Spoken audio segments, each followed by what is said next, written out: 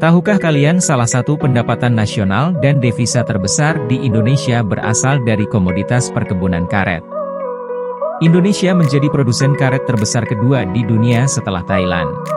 Walau demikian 80% pemasaran komoditas karet di Indonesia masih menggunakan komoditas tradisional yang membuat para petani karet di Indonesia harus melakukan rantai pemasaran yang cukup panjang menyebabkan harga jual yang diterima petani karet di Indonesia rendah. Hari ini tim Yuk Cari Tahu akan membahas tentang perkebunan karet modern.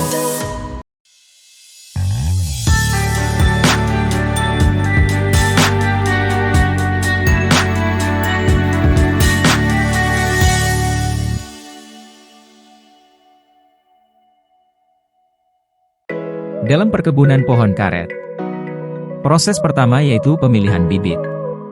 Untuk mendapatkan bibit karet berkualitas, petani menyiapkan bahan tanam dengan baik melalui klon bibit karet dan okulasi batang pohon karet.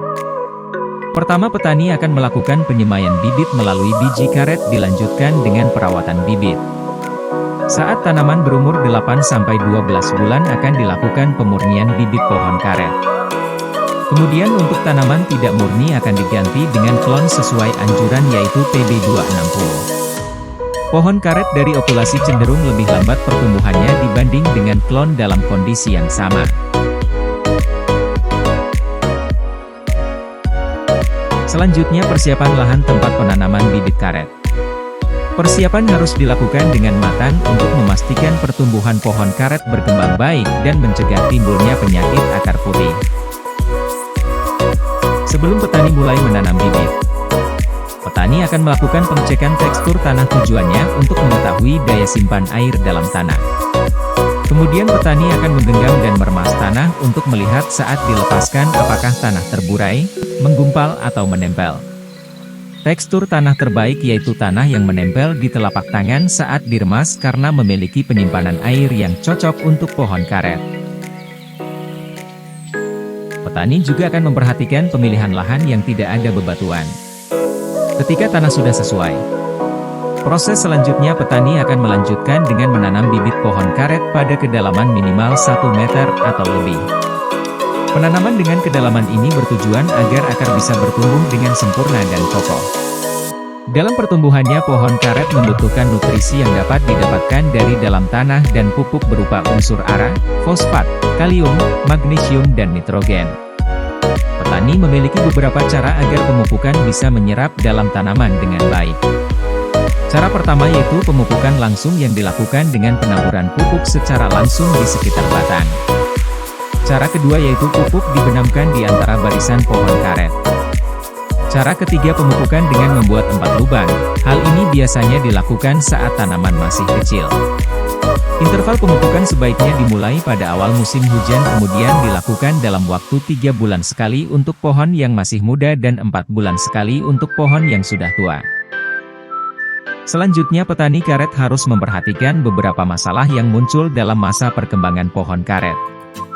Seperti gulma, petani akan melakukan penyiangan dan pembersihan gulma di sekitar pohon karet agar pemupukan tidak sia-sia. Proses pembersihan gulma bisa dilakukan dengan cara manual, penggembalaan, atau menggunakan mesin. Selain gulma, ada juga penyakit yang bisa menyerang pohon karet seperti jamur akar putih. Penyakit bisa mengurangi hasil produksi bahkan kematian pada tanaman pohon karet jika tidak diatasi. Bahan kimia sangat tidak dianjurkan dalam pengendalian penyakit pada pohon karet. Maka untuk penyakit hama akar putih, petani akan mengatasi penyakit dengan cara pengalian semua akar dan batang yang mati dan membakarnya jauh dari kebun, kemudian petani akan menggali tunggal pohon dan membakarnya. Jika akar yang terinfeksi jamur putih, maka petani akan merendam akar dalam larutan belerang. Penaburan 100 gram trichoderma juga bisa dilakukan di sekitar pangkal batang pohon dalam waktu sekitar 2 bulan. Penyakit lain yang bisa dihadapi petani yaitu jamur upas. Petani akan mengendalikan masalah ini dengan cara mengoleskan minyak sawit mentah di bagian yang terinfeksi dengan diulang setiap bulan sampai gejalanya menghilang pada bidang sadap yang mengeluarkan cairan berwarna hitam dan jaringan kulit yang membusuk. Proses selanjutnya yaitu penyedapan lapisan. Tahukah kalian bahwa pohon karet terdiri dari 3 lapisan yang terdiri dari lapisan luar kulit kayu yang bermanfaat untuk melindungi pohon dengan ketebalan 7-8 mm. Pada bagian inilah pembuluh lateks atau karet berada. Kemudian lapisan kedua yaitu lapisan tengah kambium yang membawa nutrisi air ke daun, jika dipotong akan mengganggu perkembangan pohon. Kemudian lapisan ketiga adalah inti kayu. Masuk dalam proses penyadapan. Dalam proses ini kelayakan pohon untuk disadap harus dilakukan sesuai syarat. Untuk lingkar yang sudah memenuhi syarat untuk disadap yaitu kelilingnya 45 cm atau lebih. Kemudian ketebalan lapisan kulit luar kayu berkisar antara 7-8 mm. Mengukur lingkar pohon dilakukan untuk merencanakan berapa banyak pohon yang dapat ditandai. Untuk pohon yang tumbuh dari klon diukur harus 100 cm ke tanah, sedangkan yang tidak tumbuh dari klon lingkaran harus diukur 50 cm dari tanah. Setelah menentukan tinggi sadap, petani akan mulai mengukur arah sadap, kemiringan dan sudut sadap dan juga menentukan arah sadap bertingkat dan bergantian. Hal ini dilakukan agar aliran lateks alami bisa mengalir dengan lancar. Jika pohon telah memenuhi syarat untuk disadap, petani akan menggoreskan hingga kedalaman lateks alami dan menempatkan wadah mangkuk di bawah talang dengan jarak sekitar 5 cm. Petani melakukan penyadapan sebanyak 3 hari sekali, karena jika terlalu sering, kualitas dan volume penyadapan lateks akan berkurang. Butuh waktu 2 hari untuk pohon karet mengisi mangkuk sampai penuh. Waktu dari penyadapan sampai beku membutuhkan waktu bervariasi 8-48 jam. Proses pembekuan berlangsung alami dibantu mikroorganisme. Setelah membeku getah karet disebut bokar. Pengepul menerima bokar dalam bentuk bermacam. Paling umum bokar dengan bentuk lam mangkuk. Lateks ini membeku alami atau dengan bantuan bahan pembeku. Ada juga mangkuk balok, lam mangkuk yang disusun dalam keranjang direkatkan dengan lateks dicampur bahan pembeku. Lalu bentuk slime di mana lateks cair kemudian dicampur bahan pembeku dan dicetak di dalam bak.